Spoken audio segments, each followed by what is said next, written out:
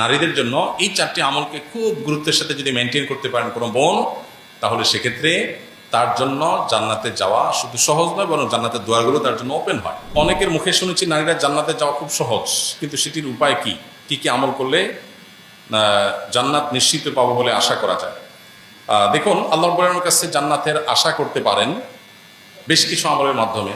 Common কথা এক্ষেত্রে কোরআন এবং সুন্নাহর অনুসরণ, আল্লাহ এবং তার রাসূল যা যা করতে বলছেন এগুলো করলেই জান্নাতের আশা করতে পারে। কিন্তু মেয়েদের জন্য, নারীদের জন্য, মহিলাদের জন্য জান্নাতে যাওয়ার পথটা তুলনামূলক পুরুষদের চেয়ে সহজ।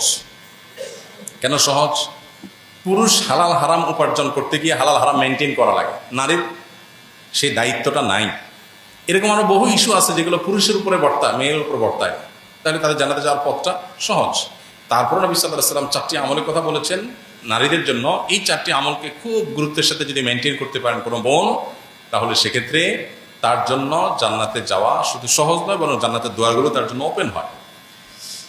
সে চারটি আমল কি? নবী সাল্লাল্লাহু আলাইহি ওয়াসাল্লাম বলেছেন, ইদা সাল্লাতিল মারআতু খামসাহা, মুসলিম নারী যদি 5 ওয়াক্ত নামাজ ঠিকঠাক পড়ে, সুন্দর করে পড়ে, ওয়াসামাত শাহরাহা, রমজান রোজা ঠিকঠাক মতো পড়ে রাখে, ও আতাআত যাওজাহা, স্বামীর আনুগত্য করে, স্বামীর বৈধ নির্দেশগুলোকে মানে, এবং এই যে নানা প্রপাগান্ডার কারণে ব্যক্তি স্বাধীনতার নামে আমি আমার যা খুশি তা করবো, এইসব নানা নামে স্বামীর আনুগত্যের বাইরে বের হওয়ার যে একটা মিছিল এখন আছে, অনেক নামাজি কালামী মেয়েরাও এই মিছিলে সামিল হয়েছেন, বুঝে না বুঝে এই মিছিলে তিনি সামিল হন না, বরং আল্লাহর নির্দেশ পালনার্থে, পারিবারিক শৃঙ্খলা রক্ষার স্বার্থে স্বামী যদি অন্যায় কিছু না বলে তাহলে তার কথা মানে এবং আনুগত্য করে, ধৈর্য ধারণ করে।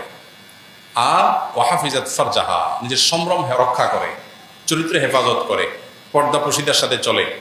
এই 4টা কাজ যদি করে, তাহলে এই নারীর জন্য জান্নাতের 8টি দুয়ারের যে কোনোটিতে প্রবেশ করা সুযোগ ওপেন হয়। তো এই জন্য একজন বোন এই বিষয়গুলোকে খুব গুরুত্বের সাথে আমল করা উচিত এবং জান্নাতে যাওয়ার প্রতিযোগিতা তার এগিয়ে যাওয়া উচিত।